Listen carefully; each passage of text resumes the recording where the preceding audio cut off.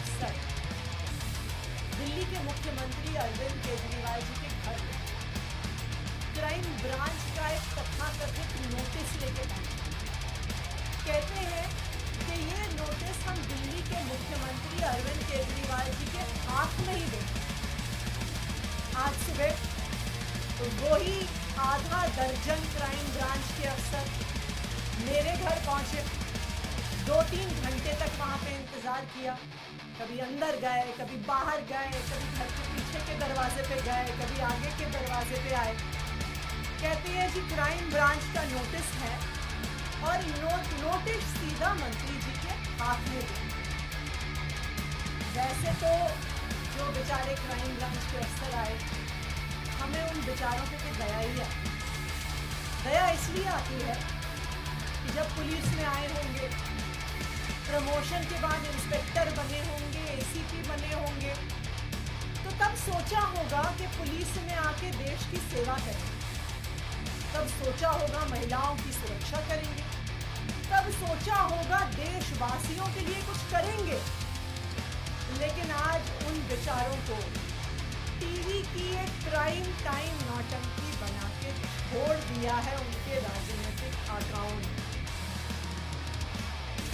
जब वो बेचारे दिल्ली पुलिस वाले, क्राइम ब्रांच वाले बार बार कहते हैं, कल जैस्मिन जी की उनसे सीएम रेजिडेंस के सामने कुछ बातचीत हुई नोटिस को लेकर, तो कहते हैं नहीं, हम मीडिया के सामने नहीं बात कर सकते, हम मीडिया के सामने नहीं बात कर सकते, अंदर आओ, हम मीडिया के सामने नहीं बात कर सकते। तो पूरी दिल्ली में, पूरे देश में क्या मैसेज जाता है? मैसेज जाता है कि दिल्ली पुलिस वाले डरपोक हैं, दिल्ली पुलिस वाले कायर हैं। ये कितने दुख की बात है कि दिल्ली पुलिस के जाबाज सिपाहियों की इमेज आज एक डरपोक इंसान, एक कायर की कर दी गई है, जो मीडिया के सामने बातचीत ही नहीं कर सकता। आप ये सोचिए कि दिल्ली के क्रिमिनल क्या सोचेंगे? भाई इन दिल्ली पुलिस वालों से डरना जो 2-4 कैमरामैन से डरते हैं। एनीवे, तो कल आए क्राइम ब्रांच वाले 3-4 घंटे की इस नौटंकी के बाद मुख्यमंत्री अरविंद केजरीवाल जी को एक नोटिस दी। आज सुबह भी मेरे घर आकर भी 2-3 घंटे की नौटंकी के बाद एक ये नोटिस देते। अब ये नोटिस भी मजेदार है।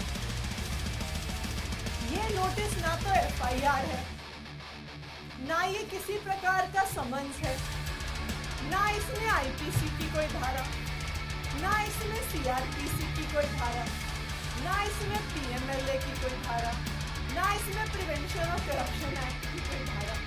तो कुल मिला के क्राइम ब्रांच 48 घंटे की नौटंकी के बाद मुख्यमंत्री अरविंद केजरीवाल जी और मुझे एक चिट्ठी देके चला गया, जो वो कह रहे थे कि हम हाथ में ही देंगे। इतनी महत्वपूर्ण चिट्ठी है।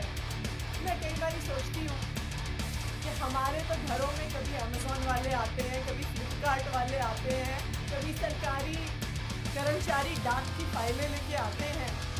तो ये तो स्वाभाविक बात है कि वो फाइलें, वो डिलीवरी ऑफिस में ही छोड़ी जाती है। कोई मुख्यमंत्री, कोई मंत्री डाक के डेस्क पे बैठ के चिट्ठी रिसीव करने के लिए नहीं करते। लेकिन जो कल हुआ वो उन पुलिस वालों की गलती नहीं, उनके राजनीतिक आका हैं जो हमसे कुछ सवाल पूछते हैं। तो वो हमसे पूछना चाहते हैं कि आखिरकार किसने आम आदमी पार्टी के विधायकों को ऑफर दिया। तो मैं दिल्ली पुलिस की राजनीतिक आकाओं को बताना चाहती हूँ कि आपको इतनी नौटंकी करने की जरूरत ही नहीं थी। मैं आज प्रेस कॉन्फ्रेंस करके उन सवालों का जवाब दूंगी कि आखिरकार किसने आम आदमी पार्टी के विधायकों को करोड़ों रुपए के ऑफर। वही लोग हैं जिन्होंने 2016 में उत्तराखंड में 9 कांग्रेस के विधायकों को कांग्रेस से तोड़कर बीजेपी में शामिल किया था। जिन लोगों ने उन 9 कांग्रेस के विधायकों को तोड़ा था उन्होंने ही आम आदमी पार्टी के विधायकों को संपर्क किया। 2019 जुलाई जब 14 एमएलए कांग्रेस पार्टी के 17 उनकी टोटल विधायक जीत के आए थे, उनके 14 एमएलए कांग्रेस छोड़ के भारतीय जनता पार्टी में चले गए। जो लोग उन 17 कांग्रेस के विधायकों के पास गए थे, वही लोग आम आदमी पार्टी के विधायकों के पास आए। कर्नाटका 2019 मई 2018 में कांग्रेस और जेडीएस की सरकार बनी। एचडी कुमारस्वामी मुख्यमंत्री बने। जुलाई 2019 में कांग्रेस और जेडीएस के 17 विधायक टूटकर भारतीय जनता पार्टी में चले गए। जो लोग उन 17 कांग्रेस और जेडीएस के विधायकों को पैसा ऑफर करने आए थे, धमकियां देने आए थे, वही आम आदमी पार्टी के विधायकों के पास है। मध्य प्रदेश 2020 कमलनाथ मुख्यमंत्री थे, कांग्रेस की सरकार। 22 कांग्रेस के विधायक कांग्रेस छोड़कर टूटकर भारतीय जनता पार्टी में शामिल हो गए। तो जो उन कांग्रेस के 22 विधायकों को खरीदने आए थे, उनको तोड़ने आए थे, वही आम आदमी पार्टी के विधायकों के पास है। और लेटेस्ट जो अभी कुछ ही दिन पहले पूरे देश में देखा, महाराष्ट्र में नवंबर 2019 में उद्धव ठाकरे महाराष्ट्र के मुख्यमंत्री बने। लेकिन 21 जून 2022 को शिवसेना के नेता एकनाथ शिंदे 11 विधायकों के साथ बंबई से सूरत चले गए और शिवसेना छोड़कर भारतीय जनता पार्टी के साथ मिलकर उन्होंने सरकार।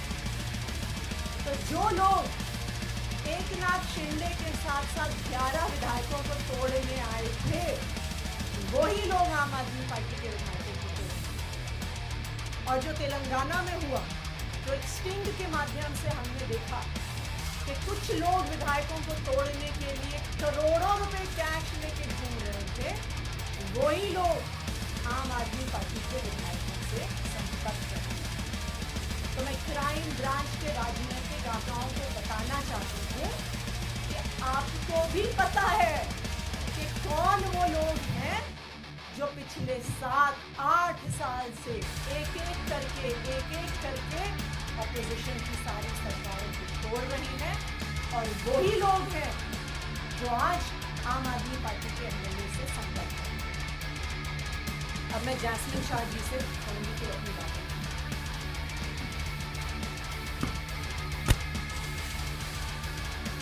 दोस्तों, आप सबने कल देखा कैसे मुख्यमंत्री अरविंद केजरीवाल जी के आवास के बाहर जब क्राइम ब्रांच, दिल्ली पुलिस के क्राइम ब्रांच के दर्जन करीब ऑफिसर, जिसमें कई सीनियर ऑफिसर खड़े थे, उनकी टीम पहुंचने के पहले सारी मीडिया वहां पे पहुंच गई। किसने बताया मीडिया को? भाजपा ने बताया। मतलब भाजपा को पता चल जाता है कि अभी क्राइम ब्रांच मुख्यमंत्री आवास पे पहुंचने वाली है। आज मंत्री आतिशी जी के यहाँ क्राइम ब्रांच के वही दर्जन ऑफिसर पहुंच जाते हैं। उससे पहले 2 दर्जन मीडिया वाले पहुंच जाते हैं और फिर वहां पर 5 घंटे, कल मुख्यमंत्री आवास के बाहर 5 घंटे ये क्राइम ऑफिसर अपना सारा काम काज छोड़कर केवल खड़े रहते हैं और कहते नहीं जी हमें तो मुख्यमंत्री जी से मिलना है। आप सब ने वो वीडियो देखा होगा जहां मैंने उनसे एक आम नागरिक के तौर पे सवाल पूछा कि किस धारा के तहत, बस इतना बता दीजिए, किस धारा के तहत आप ये नोटिस मुख्यमंत्री जी को पर्सनली हाथ में सौंपना चाहते हैं। क्या कहा उन्होंने? नहीं जी मीडिया के सामने नहीं कहूँगा, आ जाइए अंदर बात करते हैं। इतना डर, इतना खौफ। अगर आप कानून के तहत कोई काम करते हैं तो मीडिया के सामने बताने में क्या है आपको डर? सवाल का जवाब नहीं दिया।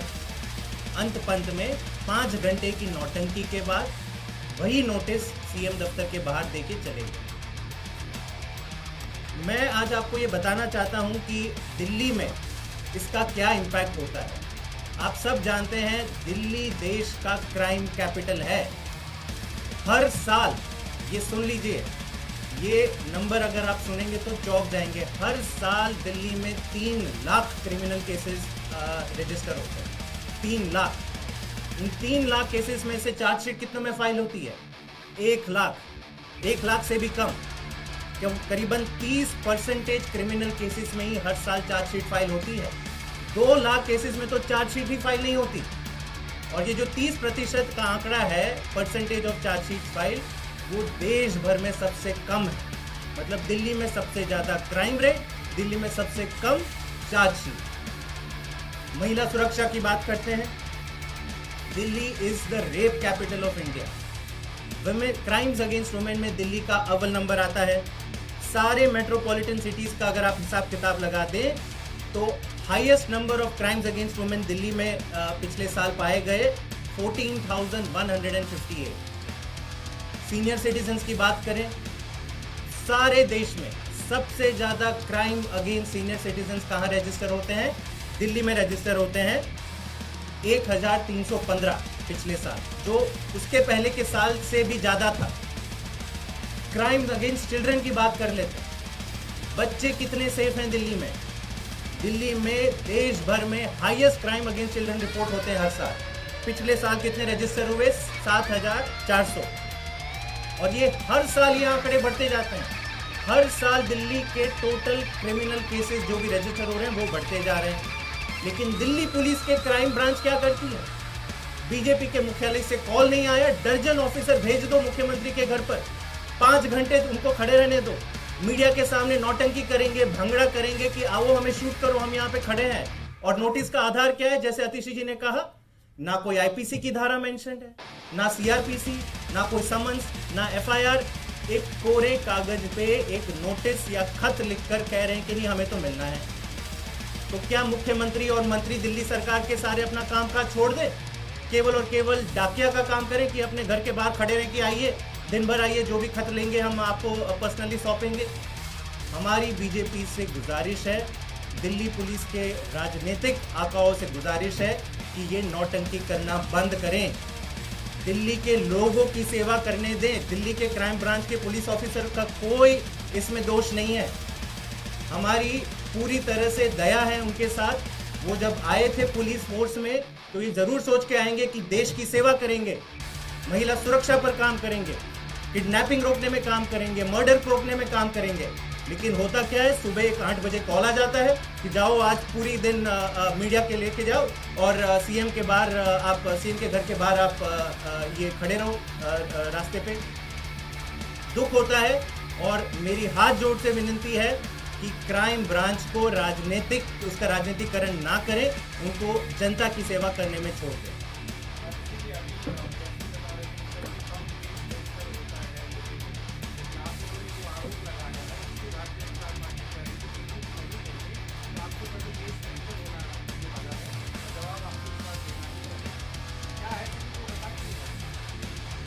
देखिए, हम तो बता रहे हैं कि कौन लोग आए थे। हम तो बता रहे हैं कि वही लोग आए थे जो गोवा में गए थे, वही लोग आए हैं जो कर्नाटका गए थे, वही लोग आए हैं जो तेलंगाना गए थे, वही लोग आए हैं जो मणिपुर गए थे, वही लोग आए हैं जो अरुणाचल प्रदेश गए थे। तो इसलिए ये कोई छुपी हुई बात ही नहीं है कि कौन आया था विधायकों की खरीद फरोख्त करने के लिए। ये आप सड़क पर चले जाइए, सड़क पर चलता हुआ आपको बच्चा बता देगा कि कौन कांग्रेस के विधायक तोड़ रहा है, कौन शिवसेना के विधायक तोड़ रहा है, कौन जेडीएस के विधायक तोड़ रहा है, कौन आम आदमी पार्टी के विधायक तोड़ने की कोशिश कर रहा है। तो इसलिए ये क्या करें, एक भारतीय परंपरा में कहते हैं प्रत्यक्ष ही प्रमाण है। तो ये बिल्कुल प्रत्यक्ष है, पूरे देश के सामने है कि कौन विपक्ष की पार्टियों पर केस कर रहा है, कौन विपक्ष की पार्टियों को डराकर, धमकाकर, पैसों का लालच देकर तोड़ेंगे।